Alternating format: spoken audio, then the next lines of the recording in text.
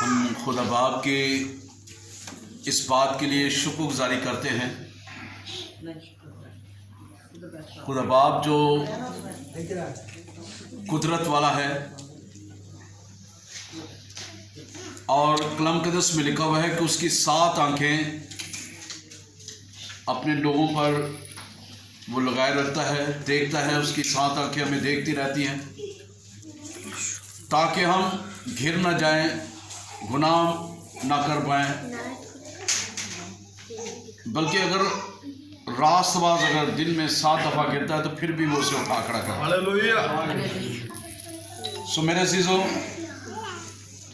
रोज़ों के अयाम चल रहे हैं। आज तीसरा रोज़ा है और 40 दिन का रोज़ा, 40 दिन का फाका, 40 दिन का यूँ कह लें सफ़र, जो हम बाप तक पहुंचने के लिए हम शुरू करते हैं। और इसके साथ साथ हम इन 40 दिनों में यीशु मसीह के उन दुखों पर भी गौर करते हैं, ध्यान करते हैं। दर हकीकत ये 40 दिन का फाका या 40 दिन का रोज़ा या रोज़ों के आयाम, इसमें हम यीशु मसीह के उन सलीबी कलमात पर भी गौर करते हैं, कोड़ों की मार खाए जाने पर भी गौर करते हैं, और जो जो दुख उसने मेरे लिए और आपके लिए सहा है उस पर गौर करते हैं, ताकि मैं और आप जिंदगी पा सकें और उससे बरकत ले सकें। सो मेरे अज़ीज़ों, हमारी ज़िंदगी में बेशुमार ऐसे लम्हात भी आते हैं जहां पर हमें ये महसूस होता है कि हम कमज़ोर हैं, और कई दफ़ा हम उन लोगों से डर कर भाग जाते हैं, और कई दफ़ा हम खुदा की गैरत रखते हुए भी हम भागते हैं। और इसलिए भी भागते हैं कि ये सोचते हैं कि खुदा शायद हमसे कोई काम ले, और ये ना हो कि वो लोग जो हमारे खिलाफ है हमें भी वो कुछ नुकसान ना पहुंचा दे। सो आज हम देखेंगे तबरी की पहली किताब में से, सलातीन की पहली किताब में से, उसका 19वां बाब और उसकी 5वीं आयत से। सलातीन की पहली किताब, उसका 19वां बाब और उसकी 5वीं आयत से हम देखेंगे। लिखा हुआ है, और वो झाओ के एक पेड़ के नीचे लेटा और सो गया।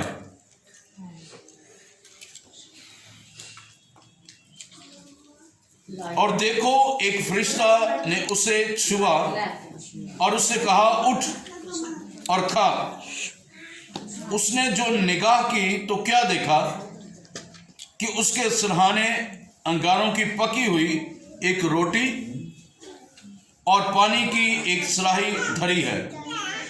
सो वो खा पी कर फिर लेट गया।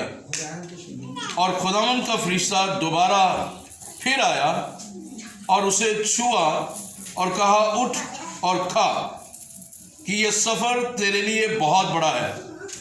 सो उसने उठकर खाया पिया और उस खाने की कुव्वत से 40 दिन और 40 रात चलकर खुदा के पहाड़ पूरब तक गया।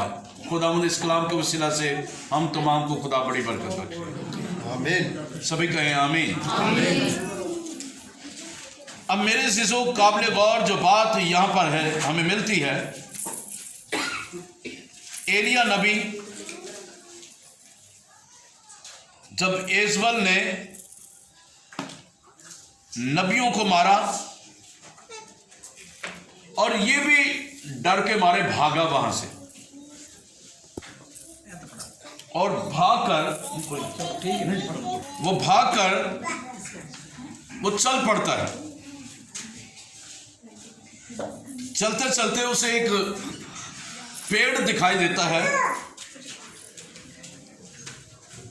और झाओ के एक पेड़ के नीचे आकर बैठ जाता है और वहीं पे वो लेट जाता है। और खुदावंद के फरिश्ता ने उसे आकर छुआ और कहा है कि कुछ खा, और उसने खाया और वो फिर सो गया। फिर फरिश्ता आया, फिर उसे खाने को दिया और कहा कि खा, क्योंकि ये सफर जो तू करने वाला है, ये सफर बहुत ही कठिन सफर है, मुश्किल सफर है, बड़ा सफर है। मैं इसको यूं लूंगा, ये 40 दिन का सफर जो रोजों का आयाम है, मेरे लिए और आपके लिए ये कठिन मरहला भी है। इसलिए क्योंकि इस 40 दिनों में हम अपनी जिंदगी का जायजा लेते हैं, हम अपनी जिंदगी को देखते हैं, परखते हैं कि हमारी जिंदगी में क्या कमियां हैं, क्या कमजोरियां हैं, और क्या हमने पिछली जिंदगी में खोया है, और अब मौजूद जिंदगी में क्या कुछ हम हैं, और आने वाले जिंदगी में हम क्या होंगे। इन 40 आयाम में खुदा उसे कहता है कि 40 दिन और 40 रात चलकर खुदा के पहाड़ होर पर तूने जाना है। इसका मतलब है कि ये 40 दिन आपका सफर खुदा तक पहुंचने के लिए एक कामयाब सफर होगा, जिसमें आप जब पहुंचेंगे खुदा तक, खुदा की उस कद तक आप पहुंचेंगे, तो वहां पर आपको खुदा की हजूरी मैसर होगी, खुदा की बरकत मैसर होगी, खुदा की कुदरत मैसर होगी, खुदा का जलाल मैसर होगा, खुदा आपके साथ बोलता हुआ नजर आएगा, खुदा आपकी जिंदगी के अंदर जो कांटे हैं वो चुनता हुआ नजर आएगा, उनको निकालता हुआ नजर आएगा, उन दुखों को, रोगों को निकालता हुआ नजर आएगा, और खुदा आपकी जिंदगी में वो गहरा काम कर जाएगा ताकि आपकी आने वाली जिंदगी जो है वो आसान हो जाए। हालेलुया। तो ये 40 दिन का सफर जो रोजों का सफर है, मेरे अजीजों, मेरी और आपकी जिंदगी के लिए बरकत का सफर है, और खुदा की हम शुक्रगुजारी करते हैं इस बात के लिए कि खुदा ने हमें ये मौका फराहम किया है कि हम उन 40 दिनों में से गुजरे ताकि हम यीशु के उन दुखों पर भी गौर कर सकें। सबसे बड़ी बात इन जो मुझे नजर आती है, जो मैं सीखता हूँ यीशु मसीह से इन 40 दिनों में, खास तौर पर आम दिनों में भी और खास तौर पर 40 दिनों में, कि यीशु मसीह टोटली तौर पर उसने आपको, अपने आप को आजिज़ और हलीम और फरोतन कर दिया, अपने आप को उसने खाली कर दिया। खुदा का बेटा है, लेकिन उसने अपने आप को खाली कर दिया। फिर इसके साथ साथ उसने उस दुख को जो उस पर आने वाला था, जो मेरे और आपके लिए वो दुख सहने वाला था, मुझे और आपको उन दुखों से, उन मुसीबतों से, उन परेशानियों से निकालने वाला था, ताकि मैं और आप उन मुश्किलात से निकलकर हमारी जिंदगी आसान हो जाए। उसने अपने आप को खाली किया। और दूसरी बात जो कलाम कदस में लिखा हुआ है कि खुदा फरमाता है कलाम कदस में, यशायाह की किताब में, उसने मुझे शागिर्दियत की ज़बान अता की। जब हम इन दिनों में हम सीखने वाले बन जाते हैं, यीशु से बहुत कुछ सीखने वाले बन जाते हैं, यानी उसकी हलीमी, उसकी मोहब्बत, उसका केयर करना, उसकी फिक्र करना मेरे और आपके बारे में, और फिर बाप से हमारे लिए शिफायत करना, बाप इनको माफ कर क्योंकि जानते नहीं कि क्या करते हैं। और फिर मेरे लिए और आपके लिए फिरदौस के दरवाज़ों को जो बंद हो चुके हैं उनके लिए खोलना। फिर कहना कि एली एली लमा शबक्तनी, यानी ऐ मेरे खुदा तूने मुझे क्यों छोड़ दिया। मेरे और आपके गुनाहों को अपने ऊपर उसने ले लिया, मेरे लिए और आपके लिए वो प्यासा हो गया, मेरे लिए और आपके लिए उसने वो काम जो उसे सौंपा गया था उसने मुकम्मल किया है। मेरे लिए और उसने आपके लिए उसने अपनी जान का फिदिया देकर कहा कि ऐ बाप मैं अपनी रूह तेरे हाथों में सौंपता हूं। 40 दिन का सफर उसने कहा कि ये खा पी, क्योंकि कुव्वत तो पाएगा। ये 40 दिन और 40 रात चलकर खुदा के पहाड़ पर तू जाएगा। ये बड़ी बरकत बात है कि खुदा उसे खाने को दे रहा है, जिस्मानी खुराक दे रहा है, फिर साथ खुदा उसके कलाम भी कर रहा है। अब आगे अगली आयत में देखें, खुदा उससे पूछता है तू क्यों भागा है, तू क्यों यहाँ पे छुपा है। उसने कहा कि मुझे तेरे नाम से गैरत आई है, क्योंकि तेरे लोगों को मारा गया है, कत्ल किया गया है, तेरे मजहबे को उठाया गया है, तेरे नबियों को मारा गया है, मैं ही अकेला बचा हूं, मैं इसलिए वहां से भागा हूं ताकि वो मुझे भी ना मार दे। तो लिखा हुआ है 11वीं आयत में, उसने कहा बाहर निकल और पहाड़ पर खुदावंद के हजूर खड़ा हो।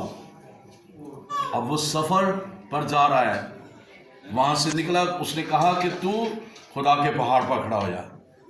जब मेरा और आपका सफर 40 दिन का मुकम्मल होने वाला होगा, फिर खुदा भी हमें कहेगा उठ और खड़ा हो। फिर वहां से क्या होगा, लिखा हुआ है और देखो खुदावंद गुजरा। फिर खुदावंद गुजरेगा, हमें दिखाई देगा इन 40 आयाम में से, और एक बड़ी तुंद आंधी ने खुदावंद के आगे पहाड़ों को चीर डाला, और फिर खुदा उन 40 दिनों में हमारी उन मुश्किलात को चीर डालेगा, खत्म कर देगा। हालेलुया। फिर आगे लिखा हुआ है उनको टुकड़े टुकड़े कर देगा, पर खुदावंद आंधी में नहीं था। और आंधी के बाद जल्जला आया, पर खुदावंद जल्जले में नहीं था। और जल्जले के बाद आग आई, और पर खुदावंद आग में भी नहीं था। और आग के बाद एक दबी हुई हल्की आवाज आई, और उसको सुनकर एलिया ने अपना मुंह अपनी चादर से लपेट लिया और बाहर निकलकर उस गार के मुंह पर खड़ा हुआ। और देखो उसे ये आवाज आई, ऐ एलिया तू यहाँ क्या करता है।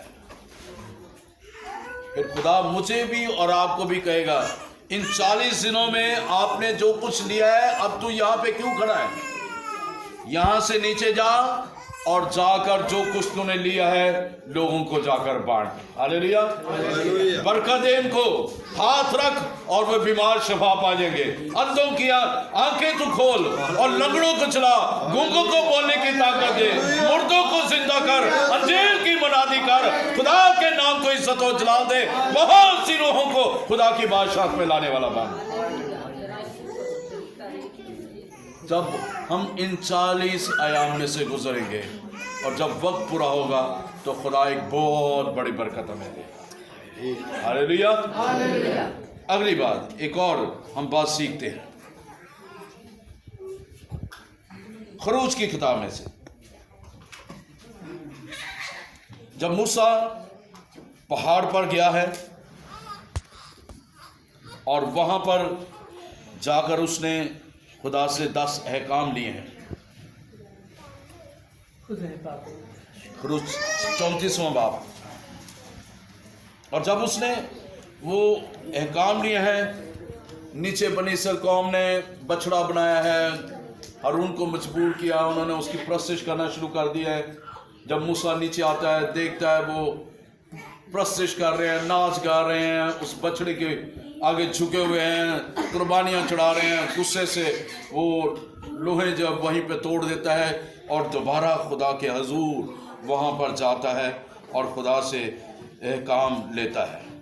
28वीं आयत में लिखा हुआ है, सो वो 40 दिन और 40 रात वहीं खुदावंद के पास रहा, ना रोटी खाई ना पानी पिया। और उसने उन लोगों पर उस अहद की बातों को यानी 10 अहकाम को लिखा। जब मेरे अज़ीज़ों, जब मैं और आप खुदा की हजूरी में 40 दिन रात होंगे, खुदा मेरे और आपके अंदर अपना कलाम नाज़िल फरमाएगा। मेरे और आपके दिल की तख्ती पर वो कलाम लिख देगा, ताकि वो कलाम मेरी और आपकी ज़िंदगी के वसीला से बहुत सी ज़िंदगियों के लिए बरकत का बायस बन जाए। जब हम खुदा के पहाड़ पर जाते हैं, पहाड़ जो है वो खुदा की हजूरी को ज़ाहिर करता है। जब हम पहाड़ पर जाते हैं तो खुदा बरकत देता है। हालेलुया। दूसरा पॉइंट।